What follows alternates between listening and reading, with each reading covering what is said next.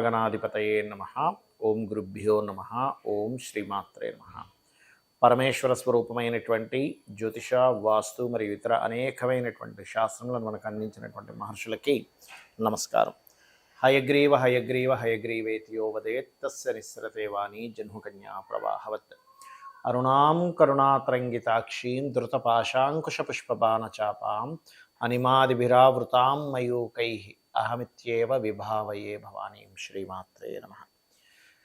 ప్రేక్షకులకి ఆ లలితాంబిక అమ్మవారి యొక్క అనుగ్రహం పరిపూర్ణంగా కలగాలని మనస్ఫూర్తిగా కోరుకుంటూ మనం ఈరోజు కొన్ని వాస్తుకు సంబంధించినటువంటి టిప్స్, ఏ దిశ ఎలా ఉంటే ఏ రకంగా మీకు అభివృద్ధి ఉంటుంది, అదేవిధంగా ఇంట్లో పెట్టుకునే వస్తువుల్లో కూడా ఎటువంటి జాగ్రత్తలు తీసుకోవాలి అనేటువంటి విషయాలు చెప్తుంది నేనైనప్పటికీ కూడా చెప్పేసిన సాక్షాత్ లలిత అమ్మవారిగా భావిస్తూ ఒక్కొక్క దిశ గురించి చాలా క్లియర్గా మనం ఈరోజు తెలుసుకుందాం. అదేవిధంగా కొంతమందికి జనరల్గా అసలు ఏం పాటించాలి వాస్తు విషయంలో అనేటువంటిది కూడా నేను మీకు వీడియో ఎండింగ్లో చెప్తాను.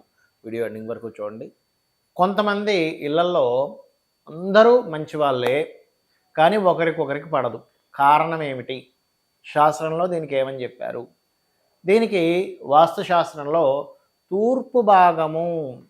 తూర్పు భాగాన్ని చాలా జాగ్రత్తగా క్షుణ్ణంగా పరిశీలించు అనేటువంటి చెప్పారు. దాన్ని ఇంగ్లీష్లో ఈస్ట్ అంటారు.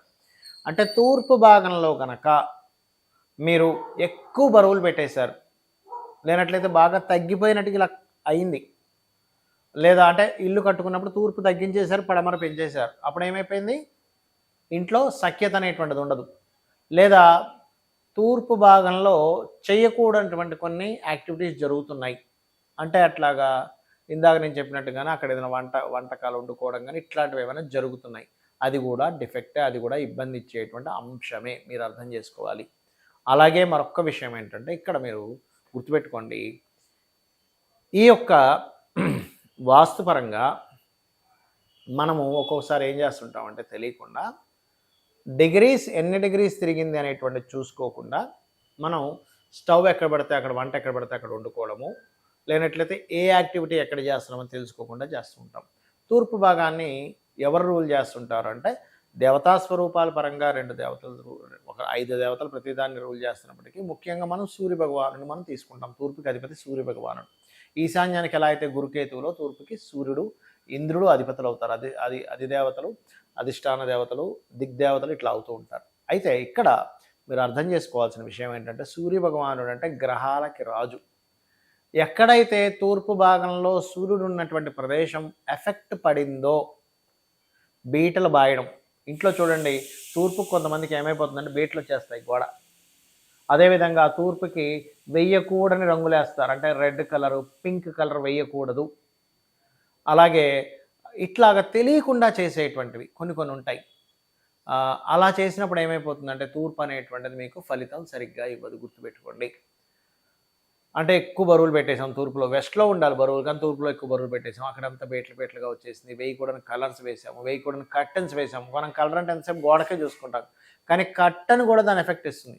అప్పుడు ఏమైపోతుంది, ఇంట్లో ఒక పెద్ద, అంటే ఇంట్లో తల్లి కావచ్చు, తండ్రి కావచ్చు, అన్నయ్య కావచ్చు, ఒక మంచి విషయం చెప్తుంటే వీళ్ళు రిసీవ్ చేసుకోలేరు.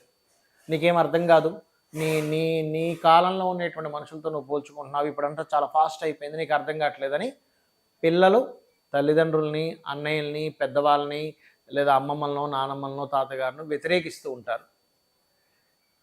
ఒక్కొక్కసారి ఏమైపోతుంటుంది, వీళ్ళు పిల్లలతో వ్యతిరేకిస్తూ ఉంటారు.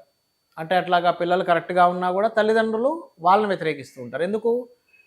పూర్వశ్యతు సభాగరం చెప్పడం జరిగింది శాస్త్రంలో. అంటే పూర్వశ్యతు అంటే పూర్వస్వతు అంటే తూర్పు వైపు మీరు సిట్టింగ్ ఏరియాకి పెట్టుకోమని చెప్పింది. ఎందుకు? అక్కడ కనుక సిట్టింగ్ ఏరియా పెట్టుకొని కూర్చొని మాట్లాడుకుంటే మంచి సత్సంబంధాలు పెరుగుతాయి. అక్కడ కనుక ఎక్కువ బరువులు పెట్టేసి అనవసరంగా అక్కడ ఎక్కువ లోడ్ కనుక ఎక్కువ పడుతుంది అంటే మీకు ఇబ్బంది అనేటువంటిది ప్రారంభం అవుతుంటుంది. ఇట్స్ గుడ్, అది మంచిది కాదు, ఇది గుర్తుపెట్టుకోండి. కాబట్టి మనం ఏం చేయాలి, తూర్పు వైపు ఎక్కువ బరువులు పెట్టకూడదు. బ్యాలెన్సింగ్గా చూసుకొని ఇంటి మొత్తాన్ని బ్యాలెన్స్ చేసుకుని పడమర వైపు ఎక్కువ బరువులు ఉన్నాయండి, తూర్పు వైపు దానికి బ్యాలెన్స్డ్గా చూసుకుంటే కొంచెం తక్కువ బరువులు ఉన్నాయండి, డోంట్ వరీ. ఎందుకంటే ఇంట్లో సామాన్లు సర్దుకోవాలిగా, అన్నీ నేను తీసుకెళ్ళి అక్కడ పెట్టేస్తాను, అన్నీ ఒక దగ్గర కుప్ప వేస్తానంటే కుదరదు, బ్యాలెన్స్ చేయగలగాలి దాన్ని.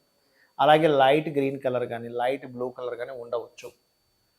అదేవిధంగా ఇంట్లో ఎక్కువగా గొడవలు జరుగుతున్నాయి, దానికి మంచి టిప్ ఒకటి చెప్తాను. రాముడు, సీత, లక్ష్మణుడు, ఆంజనేయ స్వామి, సుగ్రీవుడు వీళ్ళందరూ ఉన్నటువంటి పట్టాభిషేకం, రాముడు సీతారాముడు సంబంధించిన పట్టాభిషేకం బొమ్మ ఉంటుంది. దాన్ని చక్కగా తూర్పు వైపు పెట్టుకోండి. రామరాజ్యం ఎలా ఉందో మీ గృహం అలా ఉంటుంది, గుర్తుపెట్టుకోండి. అలాగే మరొక విషయం ఏంటంటే, ఇక్కడ పొరపాటును కూడా గ్రైండర్లు, మిక్సీలు తెలియక పెడుతుంటారో పెట్టకండి. ఎందుకు ఏమైపోతుందంటే క్రషింగ్, మీరు ఎలాంటి ఐటెం పెట్టారో దాని ఎఫెక్ట్ ఉంటుంది.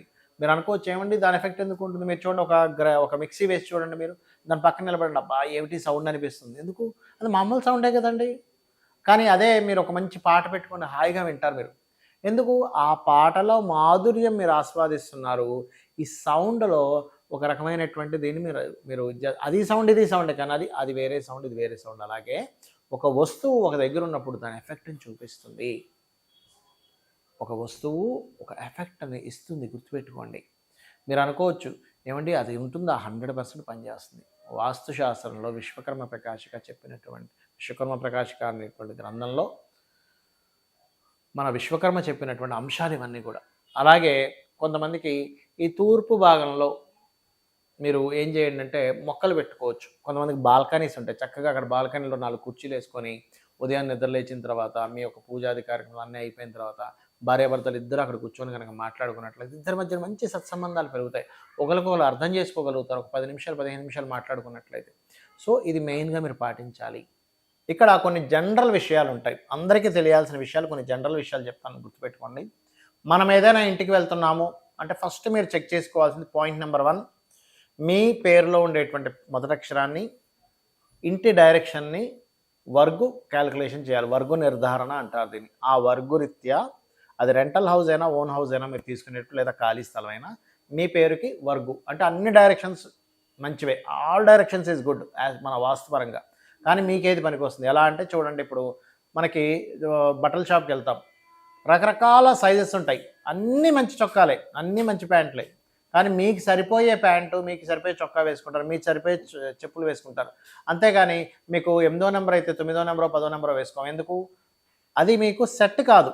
అట్లాగే బ్లడ్ గ్రూప్స్ కూడా అంతే. ఎలాగా, మీది ఎగ్జాంపుల్ బి పాజిటివ్, మీరు ఓ నెగిటివ్, ఇంకో ఏదో బ్లడ్ గ్రూప్ వేసి అన్నీ రెడ్గానే ఉన్నాయి కదా అంటే కాదు, మీకు ఏది సెట్ అవుతుందో అది. అలాగే వర్క్ పరంగా కూడా మీకు ఏ డైరెక్షన్ గుడ్, కొంతమందికి సౌత్ పనికి వస్తుంది, కొంతమందికి వెస్ట్ పనికి వస్తుంది, కొంతమంది నార్త్ పనికి వస్తుంది, కొంతమందికి నార్త్ ఈస్ట్ పనికి వస్తుంది, కొంతమందికి ఈస్ట్ పనికి వస్తుంది. ఎవరికి ఏది పనికి వస్తుంది, దాంతోపాటు మీతో పాటు మీ పిల్లలకు కూడా ఏది పనికి వస్తుందో రెండు కలిపి తీసుకున్నప్పుడు మీతో పాటు మీ తర్వాత వంశానికి కూడా పనికి వస్తుంది. Point number 1. రెండవది, ఒకటి గుర్తుపెట్టుకోండి, చాలామంది ఏమంటుంటారంటే ఏమండి మేము గృహం కట్టుకున్నాక బాగుందండి అంటారు, కొంతమంది మేము గృహం కొనుక్కున్న నుంచి డౌన్ఫాల్ అయ్యామంటారు. దీనికి 2 కారణాలు ముఖ్యంగా. ఒకటి, మీ జన్మజాతకంలో మీ పేరు మీద గృహయోగం ఉండదు. అలాంటప్పుడు మీ జీవిత భాగస్వామి పేరు మీద, మీ పిల్లల పేర్ల మీద కొనండి, లేదా మీ తల్లిదండ్రుల పేర్ల మీద కొనండి. మీ పేరు మీద పొరపాటును కూడా కొనకండి, అప్పుడు డౌన్ఫాల్ అవుతుంది. మూడోది ఏమిటంటే, ఇక్కడ మరొక విషయం ఏంటంటే, కొన్నిసార్లు మీకు గృహయోగం నడవని సమయంలో బలవంతంగా కొంటాం, ఎవరో ఫ్రెండ్స్ కొంటున్నారనో, వాళ్ళు కొంటున్నారో, వీళ్ళు కొంటున్నారనో, అది కూడా ప్రాబ్లం అవుతుంది. ఇంకోటి, ప్రెగ్నెన్సీ లేడీ ఇంట్లో ఉన్నప్పుడు గృహప్రవేశం చేయకూడదు, గృహం కొనకూడదని శాస్త్రం. ఎందుకంటే 4వ స్థానం యాక్టివ్ అయితే పుట్టే పిల్లల మీద దాని ఎఫెక్ట్ పడుతుంది. కాబట్టి ఈ యొక్క జాగ్రత్త ఖచ్చితంగా తీసుకోండి. అందుకే పూర్వకాలంలో వివాహం జరిగి సంతానం కలిగిన తర్వాత గృహం కట్టుకునేవారు. ఇప్పుడంతా రివర్స్ అయిపోయింది, ముందే గృహం కొనేసుకుంటున్నాడు, తర్వాత వివాహం చేసుకున్న తర్వాత సంతానం కొంటున్నారు. అంటే ఇక్కడ ఏంటి, ప్రెగ్నెన్సీతో ఉన్నప్పుడు మాత్రం పొరపాటును కూడా కొనకండి, గృహప్రవేశాలు చేయకండి, గృహ ఆరంభాలు చేయకండి దయచేసి. అలా ఒకవేళ మీరు తప్పనిసరిగా కొనాల్సి వస్తే ఆ యొక్క కుటుంబాన్ని వేరే ఇంట్లో ఉంచి అక్కడ మీరుంటూ ఇక్కడి నుంచి ఈ ఆపరేషన్ చేయాలి తప్పనిసరి అయితే అని చెప్తుంది శాస్త్రం.